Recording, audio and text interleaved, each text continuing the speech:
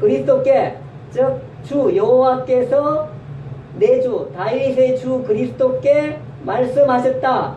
내가 즉 하나님 여호와가 여호와 하나님이 내 원수 그리스도의 원수 마귀입니다. 마귀를 내 그리스도의 발 아래 둘 때까지 내 우편 즉 여호와의 우편에 앉았으라 하셨도다. 즉 다윗이 그리스도를 내 주 아시죠? 내 주 다윗의 주 그리스도를 오실 그리스도를 내 주라고 했는데 다윗이 나를 주라고 했는데 내가 어떻게 다윗의 자손이 되느냐 그 얘기를 하는 것입니다.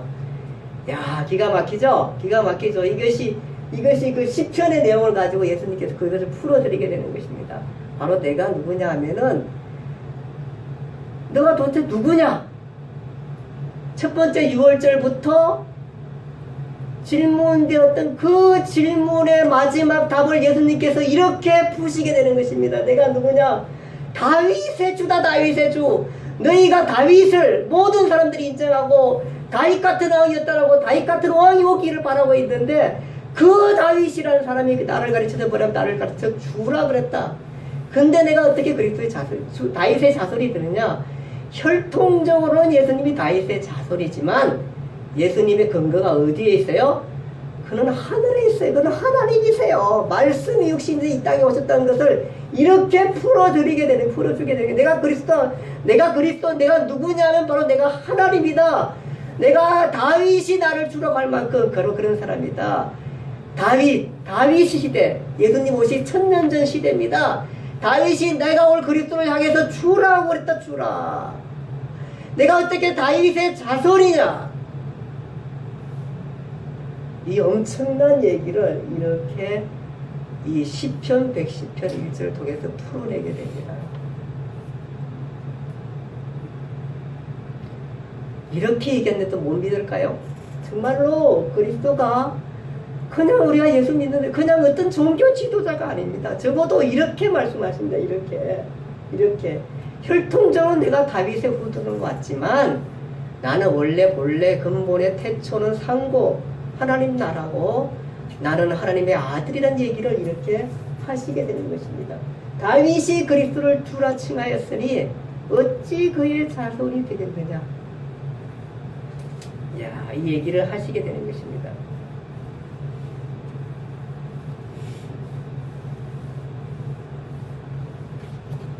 이 메시지는 나중에 이제 여러분들 요한계시로 보면은 보좌에 즉 하나님 우편에 앉아 계신 보좌에 앉으신 어린 양의 모습을 보면서 그가 심판주로 오시게 됩니다. 당당한 심판주로 오시게 되는 것들. 그래서 항상 그 모습이 어디냐면은 이거 여기입니다. 여기 내 여호와 우편. 내 여호와 우편이라는 것을 가지고 합니다. 내 여호와 우편.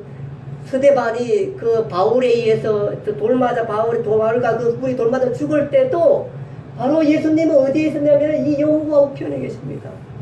항상 요한계시록에도 보면 여호와 우편에 계십니다. 보좌에 앉으신 어린 양이십니다. 그는 누구냐 하면은 이제부터는 예수님은 그냥 초라한 초림 때의 마국간 즉 태어날 것도 없는 마국간이 아니라 위대한 승리자로 하나님 우편에 앉아 계시면서 이제 심판주로 이 땅에 오시게 된다는 것입니다. 그 권위를 갖게 되고 초대교회 메시지는 이것입니다. 그가 어디 있냐면 하나님 우편에 앉아 계시다. 그를 심판주로 이 땅에 온 세상을 심판하러 오시는 주로 그를 세우게 되는 것입니다. 계속해서 메시지는 이제 예수 그리스도는 어디에 계시냐면 하나님 우편 보좌 우편에 앉아 계시는 것입니다. 그 권위를 상징하면서 마지막 예수님께서는 심판에 대해서 말씀하시게 되는 것입니다. 그리고 나서야 이제 일당에 대한 최종 결론적인 심판 발언을 하시게 됩니다. 예수님은 원래 좋으신 분이시고 사랑이 많으신 분이시고 정말 용서하시는 분이신데 예수님께서는 이제 더 이상 심판주로 근위로 나타나실 때는 그렇게 하지 않습니다. 그는 심판하시게 됩니다. 그러면서 말하기를 예수님이 이렇게 말씀하시고 마태복음 23장 이제 그는 심판주로 오시면서 서기관들과 바리새인들이 모세의 자리에 앉았으니 즉 율법의 자리에 앉아 그들이 말하는 것을 지키되 그들의 행적은 본받지 말라 이렇게 말하고 무거운 짐을 사람에게 지우고 자기들은 손가락 하나 깜짝이 움직이지 않는 막 이 얘기 막 써보다 무슨 23절에 오면은 무거운 짐을 지우고 사람에게 지우고 자기들은 손가락 하나도 움직이지 않는 사람이 바로 누구냐 하면은 대제사장 서기가 말이 된 바로 너희들이다 그 얘기를 하게 됩니다. 얼마나 이게 강력한 얘기를 합니까? 좋은 옷을 입고 잔치자리나 회당에 윗자리에 시장에서 문안받는 것을 좋아한다. 좋은 옷을 입고 잔치자리나 회당의 윗자리에 시장에서 문안받는 것을 안녕하세요. 정말 멋있습니다. 괜찮습니다. 훌륭하십니다. 이 얘기를 듣기를 좋아하는 이 자리에 앉기를 원하는 손가락 까딱 하는 이 사람들에 대해서 예수님께서 질투하시게 되는 것입니다. 이들은 선생이라 랍비라 말하는 것들을 좋아하게 되는 것입니다. 그냥 가가지고 아부하는 사람 제일 좋아하겠죠. 이 사람들이 얼마나 좋아할까요? 화이슬 찐저 외식하는 서기관과 바리새인들이여 11조를 드리지만 정의 긍휼 믿음을 버렸도다. 화이슬 찐저 맹인된 인도자여. 야 강력하죠. 맹인된 인도자래요. 맹인된 인도자. 화이슬 찐저 겉은 깨끗하나 속은 탐욕과 방탕이 가득하도다. 화이슬 찐저 heb실한 무덤이여. 화이슬 찐저 선지자의 무덤을 만들고 의인의 비석을 꾸미며 우리가 조상 때에 있었다면 선지자들을 잘 대접했을 텐데 하면서 선지자들은 물론 아들까지 죽이라는 자들입니다. 무슨 얘기입니까? 선지자의 무덤을 잘 만들어 놓고 비석을 세웠습니다. 비석을 닦아가면서 우리 조상들이 이렇게 잘못해가지고 이 안타까운 선지자를 죽였네 하면서 자기들도 지금 세례요한 죽이고 예수님 죽이고 있는 겁니다. 이게 얼마나 형편없는 사람들입니까? 아벨로부터 사갈의 피까지 땅에 흘린 의로운 피가 다 아벨로부터 사갈의 피까지 그 이 땅에 흘린 의로운 피가 다 너희에게 돌아가리라. 나는 무서운 죄값에 대한 무서운 심판을 경고하게 되는 것입니다. 그러면서 예루살렘까지 이렇게 말합니다. 예루살렘아 예루살렘 성아 선지자들을 죽이고 내게 파송된 자들을 돌로 치는 자여 암탉이 그 새끼를 날개 아래 모음같이 내가 내 자녀를 모으려 하느니 몇 번이더냐 그러나 너희가 원하지 않았도다. 예루살렘 성 예루살렘도 노래 우입을 엄청 하는데 그 예루살렘 성을 향해서 저주하게 됩니다.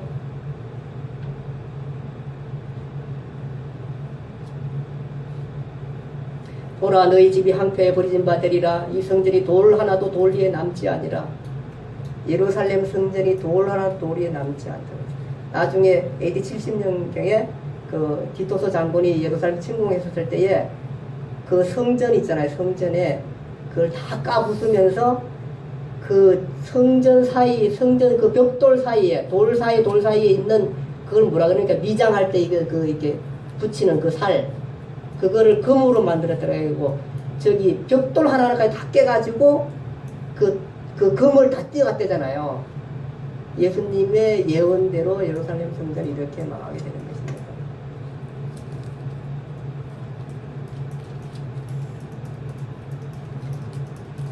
아벨부터 사갈의 피까지 내가 그다 창조주, 구속주를 바라지 않는 마지막 심판의 메시지를 전 세계사의 심판주로 오신 그 예수 그리스도가 이렇게 무서운 심판을 예고하게 되면서 그의 이 화요일 논쟁을 마치게 되는 것입니다. 이제는 이들과 다시 얘기하지 않습니다. 이제는 제자들에게 마지막 그 말씀들을 하시고 그는 십자가에 못 박혀 죽게 되는 것은 이제 다음 주에 하게 되는 것입니다. 그리스도 그는 그냥 종교 지도자가 아닙니다. 그는 그리스도요. 그는 하나님이십니다. 인류의 구원을 이 땅에 오셨던 하나님이시고 그는 인류를 심판하게 오십니다. 여호와의 날은 여호와의 날 여호와를 구약의 여호와의 날은 믿는 자에게는 구원의 날이요. 믿지 않고 악한 자들에게는 이렇게 대장그룹이나 바리새나 이렇게 삶을 살아가는 사람들에게는 심판의 날이 바로 여호와의 날인 것입니다. 예수님은 지금 보좌 우편에 앉아서 능력과 권위의 심판주로 이 땅에 오시게 될 것입니다. 기도하겠습니다. 하나님 아버지 은혜와 사랑을 감사드립니다. 오늘 말씀 기억하면서 우리가 왜 그리스도를 믿어야 되는지 우리는 이 말씀을 들었습니다. 그동안 대제사장, 서기관, 바리새인들이 예수 그는 누구인가라고 질문했을 때에 우리의 가슴에도 오랫동안 그 안고 있는 그 질문, 시편 110편을 통해서 우리에게 말씀해 주셨습니다. 나는 그리스도다. 나는 하나님이다. 나는 하나님의 아들로 이 땅에 왔고 인류의 구원자로 이 땅에 왔다. 그 얘기를 우리에게 해주셨습니다. 예수 믿는 우리의 삶이 그와 함께 더불어 행복하고 복된 삶을 살아갈 수 있게 도와주시고 예수를 전하는 삶을 살아갈 수 있는 저희들 되게 해 주시옵소서. 이 땅의 인생 100년입니다. 그러나 영생은 우리 앞에 놓여 있습니다. 아버지 하나님이여, 이 땅의 인생도 중요하지만 우리가 살아갈 영원한 생명이 훨씬 중요하다는 걸 알고 믿음을 지키며 또 믿음을 전하며 살아갈 수 있는 우리들 될 수 있게 은혜를 베풀어 주옵소서. 예수님 이름으로 기도드리옵나이다. 아멘.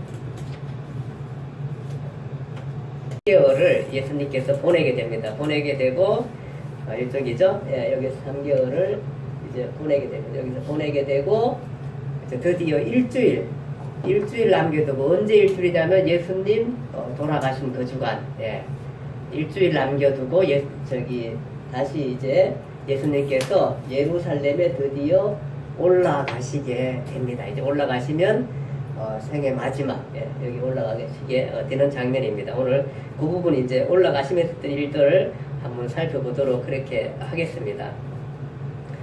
자, 거기 교재 보시면은 73쪽 한번 같이 한번 읽어보겠습니다.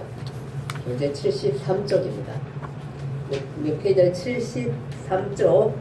마지막 일주일 남겨놓으시고 다시 예루살렘으로 입성하심. 두분, 네, 돌아가면서 누가 좀 읽어볼까요? 다 같이 함께 읽어봅시다. 돌아가면서요. 3개월간의 사역을 요단 불편에서 마치겠습니다. 그런데 돌아오니 분위기가 심상치 않다는 것 아시죠? 유대야에서 요한과 야고보의 어머니가 예수님께 칭찬일 때문이에요. 그렇지 않아도 약 6개월 전 초막절 즈음에 관리를 떠날 때는 그게 문제였잖아요. 누가 크냐? 누가 그는 어떤 자리에 있을까? 이거였죠. 영상 이몽. 예수님이 혁명을 일으켜 로마로부터 독립할 거라고 생각하는 제자들을 6개월간 신경이 곤두서 있었습니다. 그동안 많은 사역을 하면서도 이제나 저제나 예루살렘 행을 기대하고 있었거든요. 그런데 아닌 만큼의 한국식으로 이세서 세베다가 나타나 자기 두 아들에게 좋은 자리를 달라고 해놨으나 베드로를 비롯해서 제자들은 지금 잔뜩 부어있는 상태예요. 보기에도 쉽겠죠. 요한, 야고보, 치사하고 그렇지만 일단 기분은 짱입니다. 드디어 예루살렘으로 들어가니까요. 으쌰으쌰 그대가 기대가 됩니다.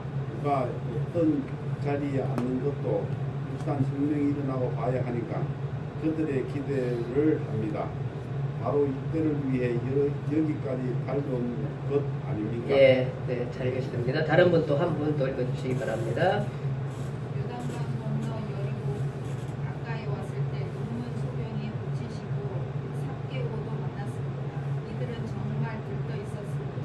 많은 대중도 곧 하나님 나라가 임할 거라고 생각하는 분위기이면은 틀림없었습니다. 예수께서 명령을 지키러 예루살렘에 다시 나타나지 않겠냐며 여론이 궁금합니다. 지금까지 예수님을 쫓아다녔던 고문눈 제사장과 바리새파 일당들은 예수님이 나타나면 즉시 신고하라는 명령을 내렸습니다. 그런데 이번에 예수님은 조용히 미끄러지듯 예루살렘으로 들어오시지 않았습니다. 나귀 새끼들을 풀어오라는 명령이 떨어지고 호산나 프레이드 계속 프레이드를 하면서 북치고 장구치며 들어오겠다는 의지를 보이십니다. 이러기는 처음입니다. 아싸, 드디어 일을 내시겠구나. 제자들은 서로를 갈등하면서도 들떠 있겠죠. 나귀에 겉옷을 깔면서도 베드로가 요한, 야고보를 째려보는 눈이 보이시죠. 예, 되게 재미있게 썼었죠. 예, 보면은 예, 드디어 이제 예수님께서 일주일 남겨돌고 여기 예, 잠깐 볼게요. 예, 베레아에서 이제 이렇게 해서 예루살렘으로 오시게 됩니다. 오시게 되는데 오실 때에 또 저기 세베대의 아들의 어머니, 그러니까 요한과 야고보의 와이프가 뭐라 그러냐면 예수 정부, 그러니까 이들의 기대가 뭐냐 하면 이제 예루살렘에 들어가면은 드디어 예수님께서 큰 일을 내시겠구나 이런 생각을 하시는 겁니다. 이제 마지막까지 가시니까 예수님 그렇게 죽는다고 말씀하셨는데도 이들이 갖고 있는 생각은 다윗이라는 그 생각이 굉장히 꽉 차 있습니다. 다윗이 어느 날 다윗의 나라가 회복되기를 바랬더니 이 사람들 엄청난 큰 나라를 가지게 될 거라는 생각들로 가득 차 있습니다. 그래서 그런 예수 정부가 임할 때에 두 아들을 하나는 우편에 하나는 좌편에 앉게 해달라고 하는 거죠. 그러니까 엄마가 대단하죠. 예, 엄마들이 대단해요. 우리나라도 마찬가지죠. 그 캐슬러들 혹시 그 생각이 좀 납니다. 잘 모르시죠? TV를 안 보시는 분들은 엄청난 반향을 일으켰던 그 스카이 캐슬이라는 그 드라마가 있었는데요. 그게 뭐냐면 엄마들의 욕망, 자식에 대한 욕망들을 그냥 한꺼번에 다 표출해 놓은 그런 그 드라마입니다. 얼마나 거기 열중했던지 우리가 그 아시안 게임 축구하는데도 왜 방송 안 하냐고 할 만큼 그만큼 사람들이 막 날뛰겠던 드라마 있었습니다. 거기에 그 엄마들의 욕망이 얼마나 강하게 표출되는 걸 보는데 아마 이 세베대의 아들의 엄마, 그러니까 요한 야고보의 엄마도 아마 오늘날 계셨으면은 이 정도 아닐까 이 생각합니다. 왜냐하면은 곧 정부가 임하는데 이게 꼭 하나는 따놓고 싶거든요. 확정을 좀 받고 싶은 거예요. 그러니까 하나님 예수님 장부 즉 다윗 같은 엄청난 큰 정부가 없었을 때에 우리 아들 하나는 예수님 우편에 하나는 좌편에 있으면은 너무너무 좋겠는 거 확답을 받고 싶어가지고 그 얘기 청탁을 합니다. 근데 그러면 다른 제자들이 어떻게 보겠어요? 다른 제자들이 그 눈초리 그것이 느껴진다 그렇게 말했습니다. 제일 합당한 말은 째려봄 이거 같아. 째려봄. 다른 제자들이 눈꼬리가 살아있겠죠. 어쨌든 그렇습니다. 자, 그래도 그렇지만 예수 정부가 온다는 것들 때문에 기대가 충만하고 그렇습니다. 시골만 다니다가 수도에 온다니까 얼마나 좋겠어요. 그리고 그 수도를 장악할 분이 그리스도라고 생각하니 자기 선생이라 생각하니 얼마나 기대가 충만할까요? 그렇게 해서 그 오게 되는 것입니다. 자, 이렇게 올라오는 길에 예수님은 여리고를 지날 때에 소경 두 사람을 고쳐줍니다. 지나가는 소경이 우리를 고쳐주셔도 하니까 우리를 고쳐달라고 그렇게 얘기하자 예수님께서 그들을 고쳐주기도 하고요. 그 다음에 삭개오를 만납니다. 삭개오 혹시 아나요? 예, 삭개오는 성경에 누가복음 19장 1절 7절 나오는데 세리장이요 부자라 그랬습니다. 세리죠. 세리면은 늘 생활은 괜찮지만 민족 사회에서 늘 따돌림 받는 부류입니다. 그러니까 사람들이 지나가면서 욕먹는 부류들이죠. 그러니까 이 사람이 소문을 듣고 예수님이 지나가는 소문을 듣고 나와서 보니까 사람들이 엄청 많은 거예요. 그래가지고 키가 작아서 기억나죠?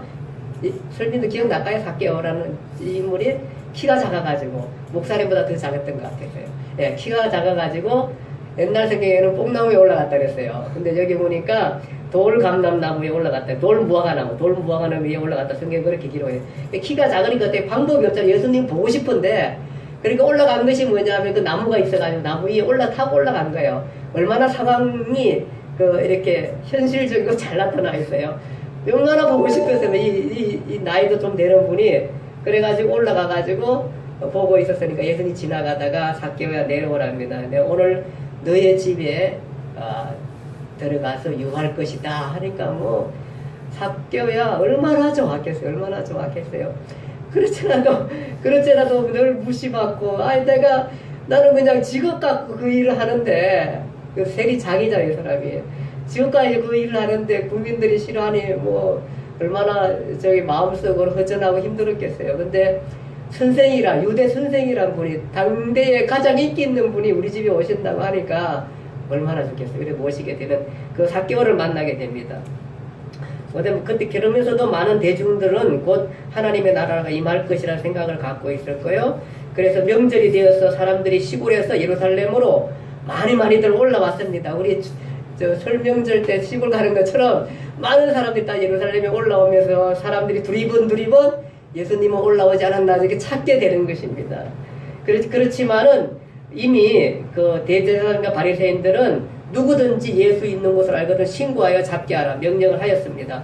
그러니까 신고 명령을 내렸습니다. 보기만 하면 신고하라 그렇게 했습니다. 그러니까 이런 그 분위기가 이렇습니다. 이런 가운데 예수님께서 이제 올라오시게 됩니다. 올라오시면서 어디를 들리냐면은 여기 베다니, 예, 여기 베다니를 들리게 돼. 베다니를 이제 여리고에서 소경을 고치시고 또 그 삭개오를 여기서 만나게 됩니다. 만나게 이제 마지막 일주일 기간입니다. 올라오시면서 이렇게 만나게 되고 요 베다니에 이제 금요일 날 도착합니다. 한 주 전 금요일 날 도착했을 때 여기에서 그 나사로 아시죠? 나사로 죽은 나사로 살렸던 나사로 살았던 그 나사로의 동생 집이 여기 있습니다. 여기 있어가지고 그 마리아가 향유 300대의 향유를 깨트려가지고 예수님 앞에 붓습니다. 아마 이 향유가 거의 원방뿐만 아니라 밖에까지 이게 한 붓게 되면은 아주 그 향기가 이게 엄청난 향유를 부었기 때문에 엄청나게 흘러나갔을 것입니다. 이렇게 향유를 붓게 됩니다. 이때에 그 유다가 뭐라 그러냐 하면은 그 300데나리온이 되는 그 1년치 노동자 임금이 되는 그 엄청난 돈을 왜 거기다가 허비하느냐 그러면서 막 나무라죠. 그런데 예수님께서는 뭐라 그러죠? 말리지 말라. 그가 하는 행위는 바로 내 장래, 내 죽음을 생각함이라. 그러니까 마리아가 예수가 죽을 것에 대한 정확한 감지를 했는지 모르지만 그의 은혜에 따라서 그가 지금 예수의 장례를 준비하고 있는 것입니다. 그래서 예수님께서 말하죠. 유다에게 말하죠. 저가 가난한 자를 생각하는 것 같지만 주로 이렇게 그러잖아요. 가난한 자를 같지만 저는 도둑이라. 예수님 그 사실은 제자들 가운데 유다는 돈계를 맡은 사람이에요. 회계였거든요. 회계. 그러면서 돈을 맡아가지고 있으면서 돈을 슬쩍 빼가지고 자기 주머니에 넣었던 사람이에요. 그러니까 돈 욕심이 굉장히 많은 사람입니다. 이런 사람인데 그러면서 그 얘기를 저는 도둑이라 그렇게 말합니다. 사실 우리가 오늘날도 그 가난한 자 핑계대고 이런 정치적인 그 쇼를 하는 사람들 많잖아요. 막 국회의원들 뭐 또 정치하는 사람들 가면은 맨날 그 선거철 가면 어디 가요? 가난한 동네 가고 연탄 봉사하고 또 고아원 찾아가고 이러잖아요. 근데 딱 당선되고 나면 없어. 이게 이러잖아요. 막 얼마나 아쉬운 소리 하는지 몰라요. 막 싹싹 하면 정치하는 사람들 우리 앞에 그렇게 해주잖아요. 그러잖아요. 그래서 되고 나면은 안면도 몰수하자. 안면도 그냥 보지도 않으면서 이렇게 생활하잖아요.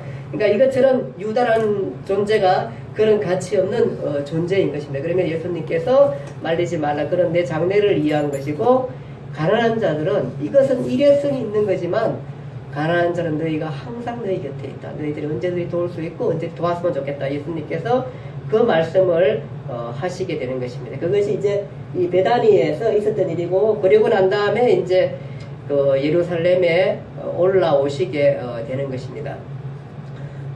이제 베레아에서 3개월 살려고 하시고 예루살렘에 올라오시게 됩니다. 토요일 이제 이게 금요일이었고요. 토요일 저는 다음 주일날 예루살렘에 올라가시는데 이번에 예루살렘에 올라가실 때는 그냥 조용하게 가시지 않습니다. 이때까지는 예루살렘을 굉장히 조용하게 가셨습니다. 근데 이번에는 아주 퍼포먼스를 하십니다. 그러니까 이게 지금 대단한 그 일들을 하는 게 꾸미시는데 무슨 일이냐 하면은 여기 옆에 동네 가면은 이게 베다니였습니다. 이 동네 가면은 나귀가 있다. 나귀가 있는데 한 번도 타보지 않은 나귀를 끌고 오느라 제자한테 얘기합니다. 그래서 가서 보니까 나귀 새끼가 있는 거예요. 그래서 새끼를 제자들이 끌고 오게 됩니다. 그러면서 끌고 와서는 거기에다가 자기 겉옷을 깔고 예수님을 태우면서 예루살렘을 향해서 출발합니다. 어디서? 요 베다니에서 예루살렘성을 향해서 출발하게 됩니다. 그래서 나귀를 태우고 그 위에 나귀에다가 자기 겉옷을 깔고 한번 생각해보세요. 겉옷을 깔고 그 다음에 예수님이 타시고 그 다음에 가는 길에다가는 또 자기 옷들을 벗어 던지고 많은 군중들이 거기에다가 종려나무 가지를 꺾어가지고 막 그 카펫을 깔면서 호산나 무슨 뜻이냐면 구원하소서 우리 주여 하며 찬양하면서 큰 함성들과 함께 예수님께서 그 길을 걸어가시는 뭘 타고? 나귀 새끼를 타고 가시게 되는 장면인 거죠. 그 퍼포먼스를 하게 되는 것입니다. 근데 이것은 이렇게 한 이유는 사실은 이들은 지금 똑같이 오병이의 기적을 행했을 때와 똑같이 예수님을 임금 삼으시려고 한 행동이었지만 그러나 이것은 사실 메시아가 선지자가 올 때 이렇게 행동한다는 것을 스가랴서 9장 9절에 말씀하고 있는 것입니다. 스가랴서는 우리가 말라기 바로 오시기 전이죠. 말라기 오기 전에 한 400년 500년 그때에 사람이 예수님 오시기 전에 그때 스가랴 선지자였습니다. 이렇게 말합니다. 스가랴서 9장 9절 한번 찾아볼까요? 9장 9절 스가랴서 9장 9절 스가랴서 9장 9절 한번 읽어주시기 바랍니다.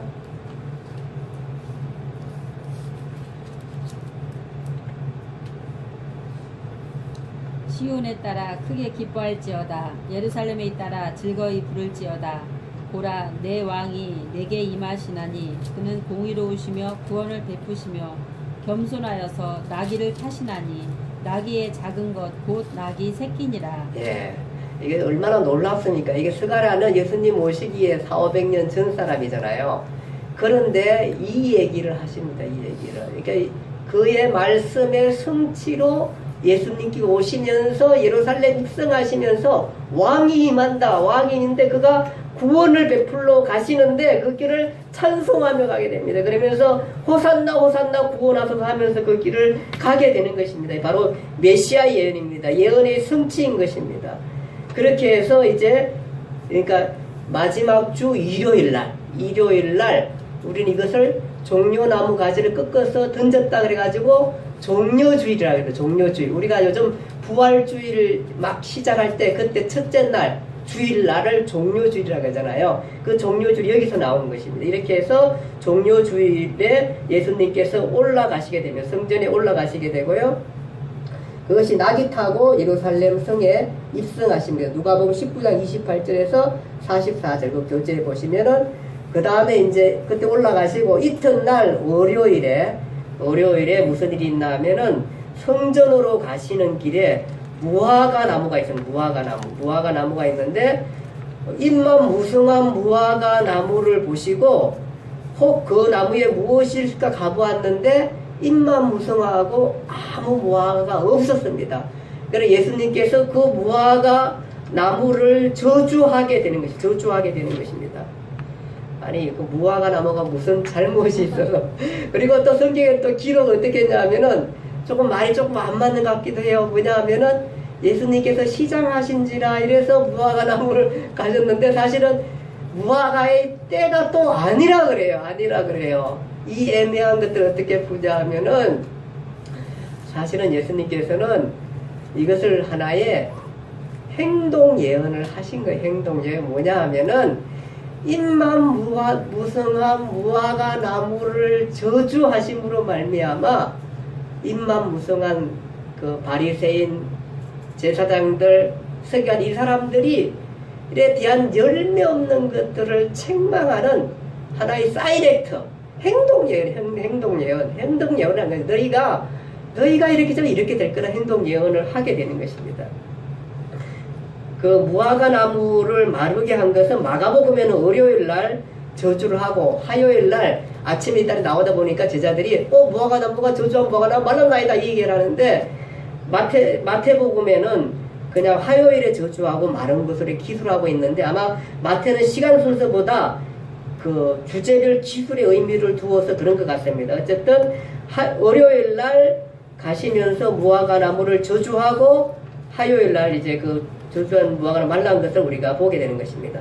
그렇게 해서 이제 월요일 날 성전에 올라가셔서 성전에 가시자마자 또 거기에서 또 그 성전 청결을 행하게 되면 똑같이 예수님의 첫 번째 6월절에 성전 청결을 하잖아요. 근데 여전히 이 사람들은 또 제사 회개를 하면서 돈벌이가 여전히 계속되고 있습니다. 마지막으로 예수님께서 두 번째 성전 청결 사건을 행하게 되는 것입니다. 그러면서 내 집은 기도하는 집이라 너희는 강도의 훈련을 만들었도다 이렇게 말합니다. 이사야서 56장 7절, 예레미야 7장 11절을 인용하십니다.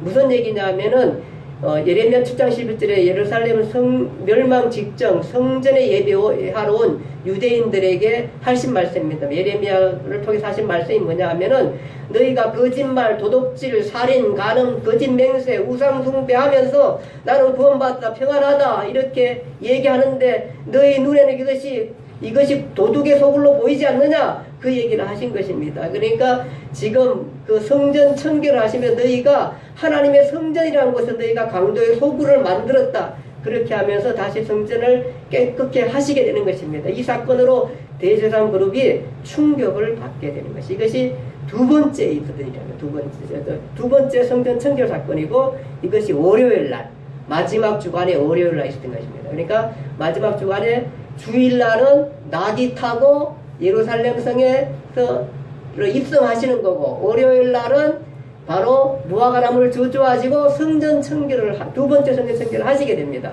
그다음 이제 세 번째 주일 세 번째 날 즉 화요일 날은 거기 보시면 한번 화요일 날 무화과나무를 저주하심 성전 안으로 들어가심 드디어 대제사장 그룹이 정식적으로 도전함 이렇게 그 교재에 되어 있습니다. 보시면은 세 번째는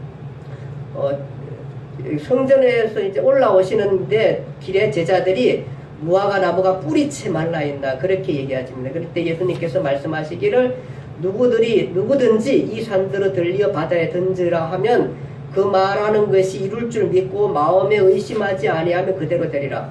누구든지 기도하고 구하는 것을 받은 줄로 믿으라. 그리하면 그대로 되리라 하는 강력한 기도의 무기를 이들에게 허락해 주는 것입니다. 그러면서 이제는 이들은 예수님을 떠나면 많은 시련을 겪게 될 것입니다. 이들에게 이 시련을 이겨낼 수 있는 방법은 기도라는 강력한 무기밖에 없는 것입니다. 예수님께서는 이 제자들에게 시련을 이겨낼 아주 중요한 도구, 가장 중요한 도구를 하나 주는데 그것이 기도였습니다. 그러면서 기도가 이렇게 강력하다. 산들이 들려 바다에 던져 들릴 만큼 그리고 기도할 때 의심하지 말고 받은 줄로 믿으면 그대로 된다 하는 강력한 요청을 하게 되는 것입니다. 그러면서 이제 성전하게 들어가게 되고 대제사장 그룹이 예수님께 정식적으로 도전하는 장면들이 나오게 되는 것입니다. 자, 그것이 교재 읽기 페이지 74쪽 한번 좀 읽어주실래요? 74쪽 교재 밑에 분 거 좀 읽으시면 되겠습니다. 우리가 성경을 읽을 때 대제사장과 바리새인들이 서기관과 바리새인들이 라는 용어를 많이 보았습니다. 그거는 그냥 수천 지나 쓸 수 있습니다. 그러나 성경이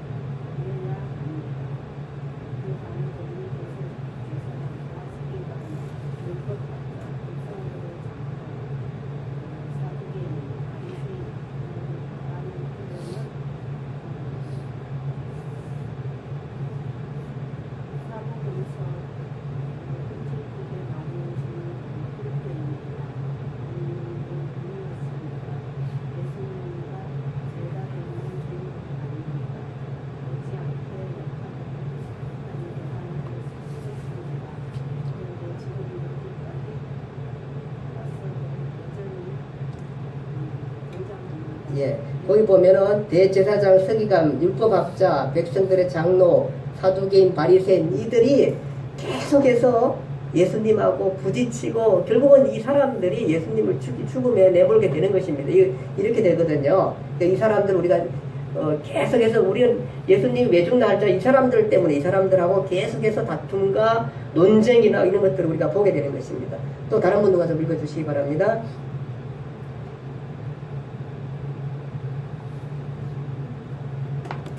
설명 한번 읽을까요? 도저히 없어요?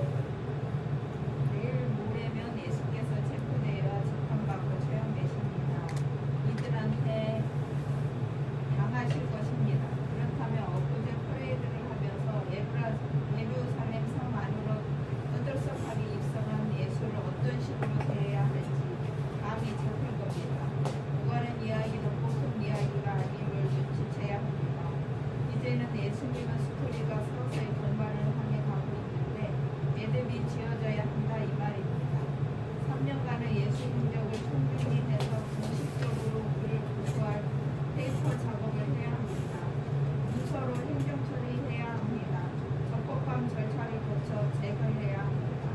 이제는 정말 무한히 남아야 하는 시점입니다.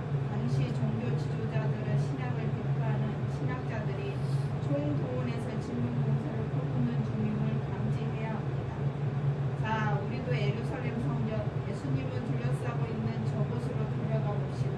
저들이 들고 있는 문서의 내용 먼저 봅시다. 무슨 증거로 예수님을 고소하는지 들어봅시다. 예, 네, 이제 정말로 마지막 이 사람들이 이렇게 생각합니다. 우리가 더 이상은 예수를 놔둘 수 없어. 그리고 우리가 감정적으로만 대처할 수는 없어.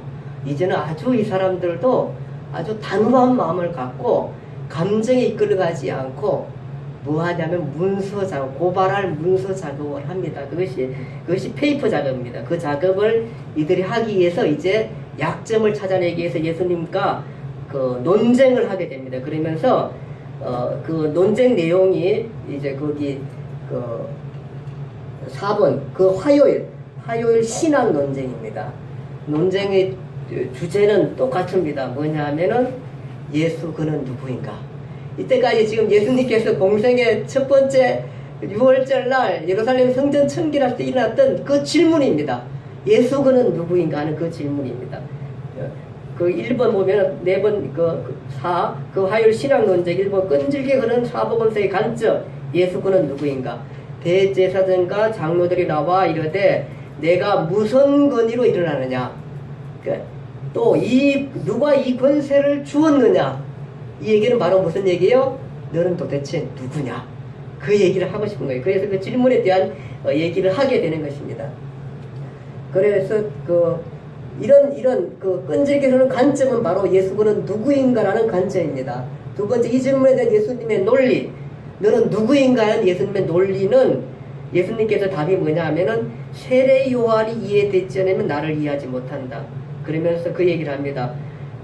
너가 이 질문을 했는데 내가 누구냐고 내가 질문했는데 나도 너한테 질문하겠다. 너희가 이 질문에 답을 하면은 나도 내가 누구인지를 알려주겠다. 그 얘기를 하게 됩니다. 그러면서 그 질문이 뭐냐 하면은 그 질문이 뭐냐 하면 세례 요한의 세례가 어디로부터 왔느냐? 하늘로부터냐? 사람으로부터냐? 질문합니다. 세례 요한의 세례가 어디로부터 왔느냐? 그 얘기를 하게 됩니다. 이 질문은 이들이 정말 대답하기 굉장히 곤란한 질문입니다. 왜냐하면은 하늘로부터다 이러면은 그런데 왜 요한이 증거한 나를 믿지 않느냐? 요한이 나한테 뭐라 하냐면은 내 뒤에 오시는 분이 있는데 나는 그의 신발을 끊고 묶을 자격도 없는 사람이다. 나는 물로세를 주지만 그는 성령과 불로세를 주는 사람이다. 즉 성령으로 오래 주시고 불로 심판하시는 바로 그런 분이다. 그 얘기를 하시게 되는 것입니다. 그러니까 이 사람들이 하늘로부터다? 이 얘기를 못합니다. 그렇기 때문에 왜 세례 요한이 나를 이렇게까지 증거했는데 세례 요한은 내 신발도 못 굽는다, 내 신발 끈도 못 굽는다 그랬는데 나를 믿지 않느냐 그 얘기를 할 거고요. 그러면 땅으로부터다? 이렇게 하면 뭐라 그럴까요? 땅으로부터 하면은 뭐라 그러냐면은 그러면은 많은 그때 당시에 세례 요한을 추종하는 수많은 세력들, 민중들이 세례 요한을 다 선지자로 여겼거든요. 그러면은 땅으로부터 나는 돌로 또 이 사람들이 소외되고 민중이 따르지 않을 거란 말이에요. 이러니까 다 대답을 못합니다. 그러니까 예수님께서 뭐라 그러세요? 이들이 예수님께 뭐라 그러냐면은 모르겠다. 나도 모르겠다. 그 얘기예요. 하늘로부터도 라고도 말할 수 없고 땅으로부터 말할 수도 없어요. 예수님께서 아주 기막힌 질문을 하신 것입니다. 그러니까 답을 못하고 나 모르겠다. 우리 모르겠는데요. 그 얘기를 합니다. 이 사람들이 신학자들입니다. 사실은 세례 요한을 왜 예수님이 끌고 왔다 하면은 세례 요한은 구약의 사람입니다.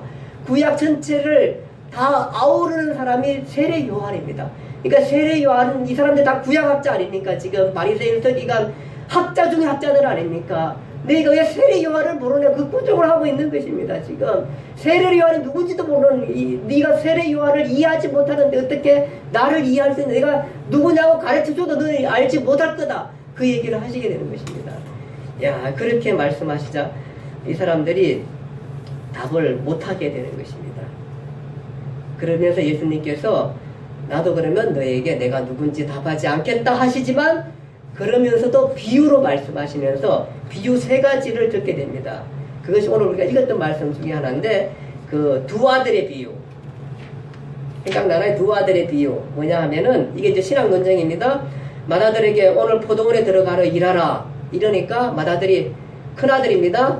예, 아버지 가겠다 했다. 이렇게 해놓고는 가지 않았고 둘째 아들에게는 또 너 가서 오늘 포도원에 일하라. 이러니까 이 아들이 나는 실수를 가지 않습니다. 이렇게 말 안 들었어요.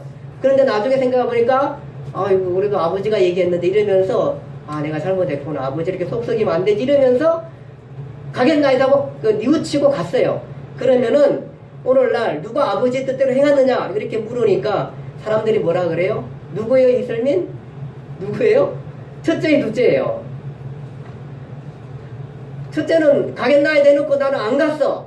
둘째는 안 가겠나이 나는 갔어. 누가 아버지의 뜻대로 행한 사람이에요? 둘째잖아요. 둘째. 그 얘기를 하게 됩니다. 그러면서 뭐라 그러냐면은 너희들 첫째 아들을 누굴 얘기할까요? 첫째 아들? 바리새인 제사장 이런 그룹들 이 사람들은 다 그리스도 안에 들어있고 하나님 믿는다고 했대 일찍부터 와 이제 앉아있는 사람들이에요. 나는 하나님의 사람이고 하나님의 사람의 지도자고 이런 사람들 난 당연히 하나님 나라에 들어간다고 생각하고 난 아버지 뜻대로 행한다고 생각을 했어요. 근데 이 사람들은 바로 첫째 아들이 행하지 않았어요. 근데 둘째는 누구예요? 여기 보니까 바리새인이 아니라 누구예요? 둘째는 제자들뿐만 아니라 또 누구예요? 세리와 창녀들이라 했어요. 정말 그 민족 사회에서 따돌림 받는 사람들, 정말로 죄인 중에 죄인들, 올 수 없는 죄인들, 그들이 죄인들이었지만 그렇지만 그들이 뉘우치고 예수 그리스도를 만난 이후로부터 모든 잘못을 뉘우치고 하나님 나라에 들어왔어요. 그 나라가 먼저 하나님 나라에 들어와. 이 사람들이 그 아버지의 뜻을 행한 사람이다. 그 얘기를 하게 되는 것입니다. 이 논쟁의 얘기를 듣고 이 대제사장의 서기관들의 마음이 어땠을까요? 정말로 아니 우리를 창녀 세리보다 더 못하게 취급한단 말이야? 아마 이 생각했을 거 아니에요. 이 엄청난. 그러니까 이 얘기를 아직도 크게 잘 와닿지 않았는 것 같아서 이 사람들은 두 번째 비유를 또 이게 뭐냐면은 포도의 농부예요. 포도 농부면 집주인이 포도원을 만들어 산울타를 두르고 젖자는 틀을 만들고 망대를 짓고 농부에게 새로 주고 타국에 갔어요. 타국에 갔는데 가가지고 이제 그 포도 굳을 때가 됐어요. 그러니까 그 새를 줬어요. 이제 농부에게 새를 줬어요. 어떤 주인이 내가 주인이에요. 농부에게 새를 줬어요. 새를 주고 그 다음에 이제 타국에 다른 나라에 갔어요. 가가지고 포도 결실할 때가 됐어요. 그래서 자기 종을 보내요. 자기 종을 보내가지고 야 포도 이제 결실했으니까 포도 얼마를 받아오라 이렇게 얘기했어요. 갔는데 이 포도 농부들이 사실은 자기가 새값을 줘야 될 거 아니에요. 새값을 주지 않고 어떻게 해요? 막 사람들 종들을 두들기 패요. 어떤 사람 죽이고 막 이렇게 했어요. 그러니까 이게 저기 포도원 주인이 그 얘기를 듣고는 얼마나 화가 많이 났을까요? 엄청나게 화가 났을 거예요. 그럼에도 불구하고 이 주인이 잘 참아요. 그래서 두 번째 다시 더 많은 종을 보내요. 더 많은 종을. 더 많은 종을 보냈는데도 불구하고 그들도 모조리 때리고 죽이고 그렇게 또 해요. 주인이 가만둘까요? 언제 타옥에 있다가 가가지고 이제 농부를 진멸할 것 같은데 이 주인이 많이 참아요. 주인이 참 좋으신 분이래요. 그 세 번째 누구를 보냐 하면 누구를 보내요? 그의 사랑하는 아들을 보내요. 이 주인이 아들을 보내요. 그러면서 주인의 기대가 뭐냐 하면은 이 사람들이 종이라서 죽이긴 했지만 그래도 농부들이 내 아들은 그래 존중하겠지. 그러면서 새를 주겠지 하고 보냈는데 이 사람들이 농부들이 서로 뭐 어떻게 해요? 서로 상의하고 논하면서 뭐라면 저 사람은 아들이고 상속자다. 저 사람을 죽이고 우리가 포도원을 차지하자. 아주 야심찬 꿈을 꾸게 되잖아요. 그러니까 주인이 와가지고 이 농부들을 다 진멸하지 않겠느냐 그 얘기를 하게 되는 것입니다. 무슨 얘기일까요?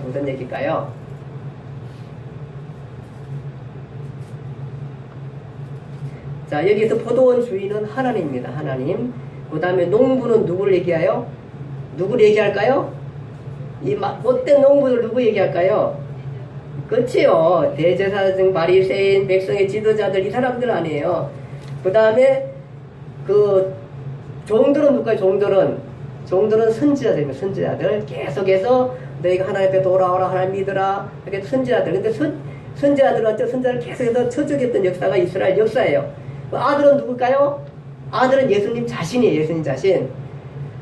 이 얘기를 하니까 사실은 이 유대 역사가 사실 선지자들을 쳐 죽이는 역사거든요. 말 안 듣고 가득 권위만 갖고 자기들의 배만 불리고 자기들이 선생되기를 좋아하고 이런 사람들 존중받기는 좋아하지만 사실은 그렇지 못한 이 사람들을 향해서 비유로 말씀하신 것입니다. 그러면서 이렇게 얘기하자 이 사람들이 알아들어요. 저 농부는 바로 우리들이네. 우리들을 얘기하는 거예요. 아니 우리가 그렇게 나쁜 농부란 말이야? 우리가 그 정도 사람이란 말이야? 하면서 예수를 잡아서 죽이려고 하죠. 그러나 군중들 때문에 잡아서 죽이지 못합니다. 세 번째 비유, 천국에 대한 설명을 합니다. 한 임금이 자기 아들을 위하여 혼인잔치를 베푼 혼인잔치 내용을 초청을 하게 됩니다. 그러니까 사람들 초청해도 아무도 안 옵니다. 그러니까 예수님께서 안 오니까 내 거리 가서 선한 자나 악한 자나 모두 다 끌고 오라고 이렇게 데리고 오라고 초청하라 그 얘기를 하는 그 내용인 것입니다. 이때 예수님께서 나타내시는 모습이 바로 뭐냐 하면은 그 종들에게 내 거리 가서 약한 자나 선한 자나 모두 다 만나는 데리고 오라. 혼인잔치에 사람이 가득했다. 임금이 손님을 보러 올 때 예복을 입지 않은 사람이 참여했다. 어찌하여 예복을 입지 않느냐 묵묵보다 임금이 사안을 보내 바깥 어두운데 내던지라 그곳을 슬피 울며 이를 갈미 있으리라 이러면서 심판의 주의 모습으로 예수님께서 오시게 되는 거예요. 이 강력한 세 가지 비유를 들으면서 이들이 그 초청에 그렇게 선지자들이 초청했지만 너희들 초청하지 않고 회개하지 않고 하나님 나라를 받아들이지 않은 사람이다. 너희가 진짜 하나님을 나라를 가진 것 같지만 그렇지 못한 사람이 바로 너희들이다. 예수님께서 그 얘기를 하시게 되는 것입니다. 그러면서 그러자 이들이 그래도 안간힘을 쓰고 버티게 됩니다. 정말로 속이 불나죠. 저걸 그냥 당장 어떻게 쳐 죽여야 되는데 불나죠. 이 사람들. 그 비유를 듣고 난 다음에 얼마나 화가 나겠어요. 우리를 천녀 세리보다 못하게 만들어놨으니 그렇다고 하니면 얼마나 화가 나겠어요. 죽이려고 그러죠. 그러자 이 사람들이 그래도 안간힘을 쓰고 버티면서 그러잖아요. 이 사람들 문서화 작업하러 왔잖아요. 지금 감정에 아무리 화가 나도 지금 참아야 돼요. 참아야 하느니라 지금 그걸 하고 있습니다. 이 사람들이. 그러면서 상의해가지고 정말 기막힌 질문을 또 만들어 왔습니다. 얼마나 많이 논의했을까. 예수를 잡으려고 얼마나 많이 기막힌 질문이 왔는데 그 첫 번째 질문이 누구냐면은 바리새인이 질문해 왔습니다. 그 질문지가 뭐냐 하면은 선생님이요, 가이사에게 세금 바치는 일이 옳은 일이니까 옳지 않습니까? 그의 질문을 합니다. 야, 이거 정말로 예수님이 올무에 빠질 수 있는 충분한 질문이에요. 예수님께서 요한의 세례가 하늘로부터냐 땅으로, 그 질문하고 비슷한 질문이에요. 왜냐하면 가이사에게 세를 바치니 옳습니까 않습니까 했을 때에 바치라 이러면 어떻게 돼요? 예수님은 반민족주의자. 가이사가 누굽니까? 자기 유대나라를 지배한 로마의 황제 아닙니까? 로마의 황제한테 세금을 바치게 되면은 이 사람들이 뭐라 그럴까요? 민중들이 다 들고 일어나면서 당신은 매국노요! 이러면서 예수님 다 떠나갈 것입니다. 바치라 그 얘기 못합니다. 그럼 바치지 말라 이러면 또 어떻게 될까요? 지금 유대 사회는 로마 황제의 직위 아래 있어요. 세금 바치지 말라 이랬다가는 바로 어떻게 돼요? 끌려가게 돼요. 로마를 배반한 자로 끌려가 돼요. 야, 이거 어떻게 해야 돼요? 어떻게 풀까요? 이것을 예수님께서 이렇게 풀어요. 너희 가운데 너희 동전 가지고 있느냐? 그러니까 이 사람이 데나리움 하나를 꺼냈어요. 그러면서 이 동전에 화상, 즉 얼굴이 누구의 얼굴이냐, 그리고 여기에 무슨 글이 쓰여 있느냐, 그 얘기를 하니까 이 사람들이 말하면 그 얼굴에 가이사의 얼굴인데요? 가이사 것인데요? 이러니까 그래, 네가 가이사의 것이라 생각하면 넌 가이사에게 바치라. 그러나 하나님의 것이라 생각하면 하나님께 바치라. 그 얘기를 하면서 예수님께서 이 길을 모면하게 되는 것입니다. 아, 대단하시죠? 지혜로우시죠? 사실 이렇게 돼야 돼요. 동전 하나 꺼내라. 이것이 누구의 것이냐? 지가 대답했어. 이거 가이사의 것. 그럼 가이사에게 바쳐. 그러나 네가 하나님의 것이라 생각하면은 하나님께 드리라. 그 얘기를 하면서 이 길을 이러니까 이 사람들이 아무 저기를 얻지도 못하게 됩니다. 그래서 두 번째 사람은 뭐예요? 두 번째 사람은 사두개인을 보내면, 사두개인은 뭐냐 하면은 부활도 천사도 영도 내세도 안 믿는 그런 사람들이, 이 사람들이 와가지고 뭐라 모세가 그 만일 사람이 자식이 없이 죽으면 동생이 그 아내를 취하게 되는데, 그 어떤 사람이 칠형제가 있었는데 그 형이 장가 들었는데 아내를 취했는데 아들이 없었어. 그래가지고 죽었어. 근데 아들이 없으니까 저기를 못 물려주니까 다시 그 형수를 그 동생한테 줘가지고 동생을 취하라 그렇게 했는데 동생을 또 취했어. 근데 또 아들이 없어 죽었어. 셋째도 그렇고 일곱째까지 그랬는데, 그러면 이 여자는 하나님 천국에서 누구의 부인이 되는가, 그 질문이에요. 그러니까 이게 그 요즘 사회가 아니고 유대 사회입니다. 유대 사회가 얼마나 세대가 이어가는 게 중요한 건지, 즉 나라가 존속되는 게 얼마나 중요한 건지. 요즘 우리나라도 지금 아들 안 낳고 딸 안 낳는다 가지고 지금 난리 나잖아요. 이 사회가 정말로 누구든 결혼하면은 대를 이어간다는 게 너무 소중합니다. 이것을 그래서 모세의 법에 계대 결혼이라는 형이 아이가 없이 죽으면 동생이 형수하고 결혼해가지고 어쨌든 아이를 낳아서 그 집안을 유지해 나가게 하는 그 강력한 율법이 거기에 있었는데, 그 율법에 대한 질문입니다. 그러면은 이 여인은 형부터 해가 7명이 다 결혼했는데 신부는 혼자인데, 이 사람이 천국에 가면은, 이 사람 천국도 안 믿으면 그 얘기를 합니다. 천국에 가면은 누구의 부인이 되느냐, 그 얘기를 하게 됩니다. 그러니까 예수님께서 뭐라 그러면 너희가 정말 하나님의 능력도 알지 못하는 거다. 천국에 가면은 천국은 바로 장가하고 시집가지 않는다. 결혼 없다. 그 얘기를 하게 되면서 천국은 천사들과 함께 지내는 곳이다. 그 얘기를 하시게 되면서 이렇게 말합니다. 나는 아브라함의 하나님, 이삭의 하나님, 야곱의 하나님 말씀이라고 하지 않았느냐? 나는 죽은 자의 하나님이 아니라 산자의 하나님이라고 얘기하면서 아브라함의 하나님, 이삭의 하나님, 야곱의 하나님은 아브라함, 이삭, 야곱이 죽은 것이 아니라 어떤 사람이라 지금 살아있는 사람이고 그 살아있는 사람의 하나님이다. 나는 죽은 자 하나님이 아니다. 그 얘기를 하면서 천국이 있다는 것을 확실하게 증명하게 되는 것입니다. 아브라함, 이삭, 야곱은 죽지 않았다. 즉 영생하고 있다고 그 얘기를 하게 되는 겁니다. 이 놀라운 말씀을 부활이 없다는 사두개인들이 그 얘기를 하게 됩니다. 자, 이 사두개인들이 그냥 죄송합니다. 세상 말로 찍도 못 쓰고 그냥 도망가 버리게 됩니다. 그 세 번째 또 많이 논의 끝에 이제 다시 바리새인들이 세 번째 타장 다시 옵니다. 바리새인들이 많이 생각하고 와가지고 한 율법사를 보냅니다. 뭐냐면은 예수님의 계명 중에 제일 큰 계명이, 자, 하나님의 계명 중에 제일 큰 계명이 무엇인가요? 이렇게 묻습니다. 당시 유대 사회에는 613개의 계명이 있었는데 중요한 계명이 248개, 그다음에 덜 중요한 게 365개가 있었다 그래요. 그러면서 중요한 거 덜 중요한 나누면서 어떤 계명이 제일 크냐고 예수님께 물어서 시험하고 있는 것입니다. 정말 당신이 율법학자라면 이것을 풀어내야 되지 않겠습니까? 그 얘기를 하고 있는 겁니다.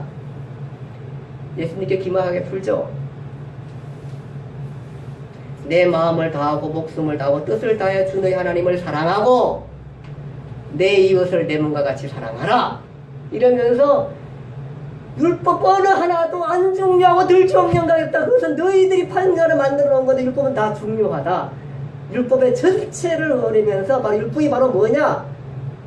하나님을 사랑하고 내 이웃을 내 몸같이 사랑하는 것이 율법의 전체다. 이건 다 소중하고 중요한 것들. 그 답을 하게 되는 것입니다.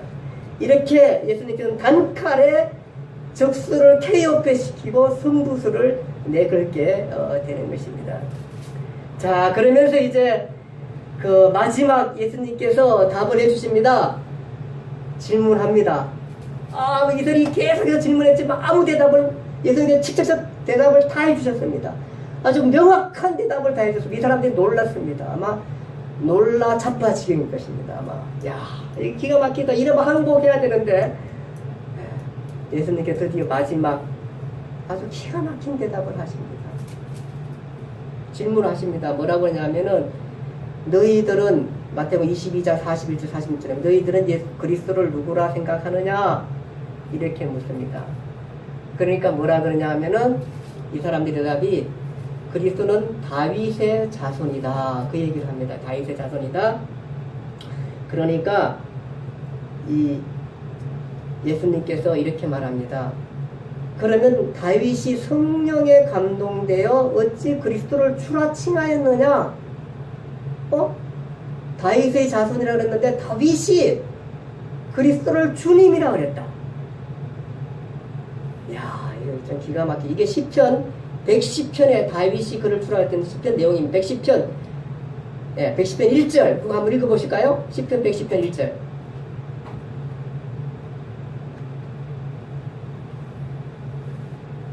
여기 있습니다. 제가 읽을게요. 주께서 내 주께 말씀하셨다. 내가 내 원수를 내 발 아래 둘 때까지 내 우편에 앉아 있으라 하셨도다. 다윗이 그리스도를 주라 하였으니 어찌 그의 자손이 되겠느냐. 그 얘기인 것입니다. 자, 볼게요. 이거 해석해 볼게요. 자, 봐요. 주는 누구예요? 주 여호와께서 내는 다윗입니다. 다윗 내 주, 즉 다윗의 주, 다윗